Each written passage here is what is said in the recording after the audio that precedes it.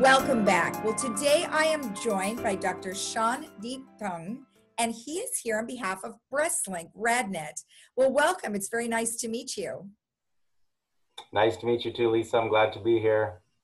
Now, during this pandemic, which has lasted, I think, much longer than most of us really had thought was going to happen, many people had so many concerns about going in to get their mammograms and just their regular doctor visits. You know, what were some of the challenges that you saw during that time frame? So obviously the biggest challenge is what to do in regards to safety around this pandemic. How can we care for our patients? How can we offer treatment or in the case of breast imaging, just imaging in general to patients without putting them at risk? So this has been a challenge for pretty much everyone in the world. And I think that at least here at Breastlink and at most RadNet facilities, we have done a pretty good job of mitigating that risk. And just to name a few things, during the height of the pandemic, we were really limiting the number of people that were coming through our doors and still are to a great extent, screening patients, making sure that the people that are coming in are at least not symptomatic. Of course, the asymptomatic carriers are the ones that we worry about because obviously we don't know and they don't know that they potentially may be a carrier. And that's where our mitigation strategies kind of come into effect, making sure that we kind of keep patients separated. For a lot of patients, we're asking them to stay in their cars until their appointment time is ready. So just kind of sticking to the guidelines that the CDC, the WHO have put out and kind of creating our own ideas of what works for us in regards to keeping patients safe. And I think we've been doing a pretty good job of that. Simple things like cleaning each room between visits, mandating masks in the office by all of our staff as well as patients when they come in. When we see patients, we try to limit who's in the room with us to the patient themselves. No, and that's great. And we've talked to so many different people with RadNet and Breastlink, and overall, it's been nothing but at the highest level of safety, which I think is really awesome.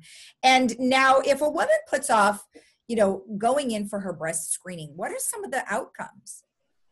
So I think that's a very interesting question. It's something that, now that we're going through this pandemic, we're going through a situation where there was a portion of time where we told patients that are healthy, who don't have issues, who are low risk, to maybe go ahead and put off your screening for a few months at least. And I think for the most part, patients who are at low risk, who don't have something that needs to be watched, for instance, a lesion in the breast that was seen maybe 6 months prior to the pandemic and needed a follow-up.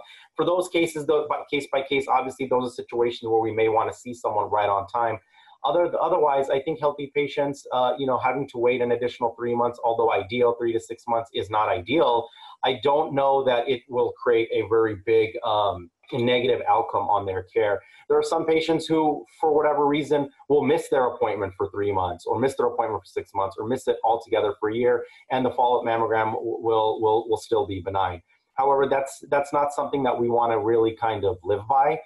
In this scenario with this pandemic, we have been limiting the patients that are coming in, at least in the beginning. And now we're starting to see a backlog of those patients starting to show up. Will there have been a number of patients who potentially have a lesion that would have been caught a few months in advance? Absolutely. Obviously, that is a concern. However, so far, I haven't really run into patients where I feel like something has changed dramatically over the past few months that could have been prevented had they been seen earlier. I think for the most part, the patients who have an issue, who feel a lump or did require a short interval follow-up, I think those patients have reached out to us and we've given them good guidance about what to do. And for the most part, we have still been seeing patients throughout this pandemic, but being a little bit more careful about deciding, okay, who do we want to see right away and who can maybe wait a few weeks. Right. And that's good because one of the questions was, are you seeing an increase? And that's good to know that you're not. At this point, and so hopefully that will still remain the same going forward. One thing I'll add to that, so now we are starting to see a larger number of patients, but I believe that is a function of the number of patients that kind of put off their follow-up. So does that track forward? Is that pulled forward from cases that we would have seen a few months ago? I think that's probably the case, and to kind of speak to your last point there.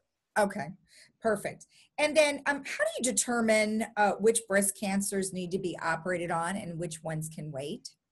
So that's another excellent question, and that's a question that was brought up by our national body, the American Society of Breast Surgeons, amongst other oncology groups.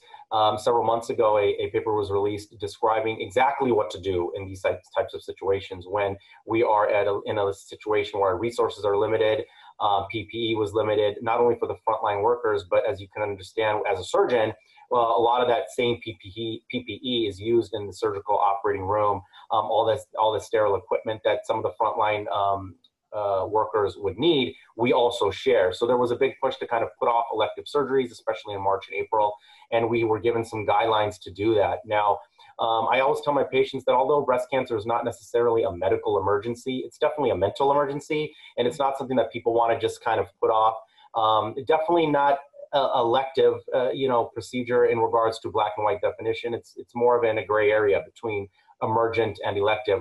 They're urgent procedures in my eyes.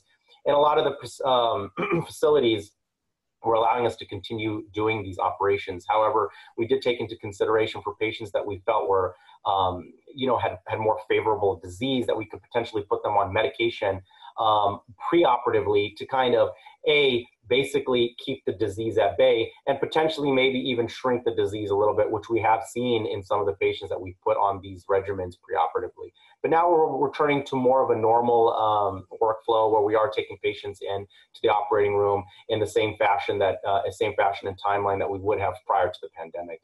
Okay, well, that's also very good to know, because I know people were very concerned there for a while. And absolutely. Now as we're moving back into somewhat of a new normal for us, where we're getting to where we need to be. What advice would you offer to our viewers that might be confused about the medical care that they would receive during this time frame? Lisa, that's another great question. It's an especially tough time in our country where, depending on where you look or who you listen to, we're constantly getting contradictory information. And so what I think is the most important thing for patients to understand is that if there's something that's going on with them that they're unsure of or they're worried about, at least you can put a call into your provider. Many of us, if not all of us, are now offering telehealth medicine visits. So at least you can get on the phone with your provider, maybe even one of the nurses in the office that you go to, at least to kind of let them know what your concerns are. And then that will give us a heads up about what's going on. And we can at least reassure you if it's something that we think, hey, if you don't feel comfortable coming in, I think it's something you can wait for. Or, hey, this is something I think that we should figure out, we should work up, and then we can bring you in. And again, I will reassure those patients, touching back on those mitigation efforts that I had mentioned, really letting patients know that as physicians, we understand this pandemic better than anyone, and we really are taking the appropriate steps so that we can continue to care for patients. Speaking for my specialty, cancer doesn't take a break for pandemics. Cancer doesn't take a break for elections. Cancer doesn't take a break for anything. And we want to be here for our patients to be able to provide for them in a time that's going to be very, very high anxiety for them, very worrisome time for them, and be able to provide at least some reassurance on the phone. And if there needs to be an in-person follow-up, we can definitely set that up safely for them. The key here is to just reach out to your provider, have an open line of communication, and express your concerns. And I'm sure that, like we do here at Breastlink, they'll be able to take care of you. Excellent. You said it very well. I appreciate it. And thank you so much for the information, because I know that people are really still a little worried, especially our community who are of the higher risk. So this kind of information is exactly what they need to hear. So thank you so much. My pleasure, Lisa, and to all your viewers out there.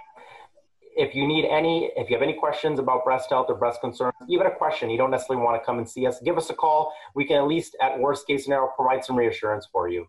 All right. Thank you very much. My pleasure. Take care, Lisa. And we'll be right back after this.